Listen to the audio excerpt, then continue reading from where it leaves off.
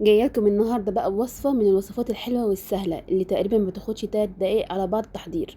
الجوزيه السودانيه من ألذ الوصفات اللي انا جربتها، وطعمها لا يقاوم يا جماعه. مكوناتها بسيطه وطعمها لذيذ جدا وسكرها مظبوط، طعمها لا يقاوم زي ما بيقولوا كده. ويلا بينا نبدا، ولسه مشتركش يشترك وليك وشير لو عجبه الفيديو. في بوله او طبق بتاع العجن ده بنزل بكوبايه ونص من الدقيق المنخول، وعليهم كوبايه جوز الهند ويفضل يكون ناعم، ونص كوبايه من دقيق البسبوسه الساده، وربع كوباية من السكر، ومعلقتين كبار من اللبن البودر ودي اختياري، ومعلقة صغيرة من البيكنج باودر، ورشة ملح، وظرف من الفانيليا، نص كوباية من السمنة البلدي أو أي نوع الدهون انتوا بتفضلوه، سمنة على زيت اللي انتوا عايزينه، وكوباية لبن بعجن بيها، بس بسيبها على جنب، ما بستخدمهاش مرة واحدة، بشوية بشوية كده زي ما انتوا شايفين. احنا ما بنعجنش، احنا بس كده بنلم العجينة. وانا استخدمت حوالي كوباية الا ربع من اللبن الحليب، وده بيبقى قوام العجينة زي ما انتوا شايفين كده. نبدأ بقى نشكل العجينة بمعلقة، وببدأ اخد منها كده علشان الكور تطلع قد بعضها على قد ما نقدر.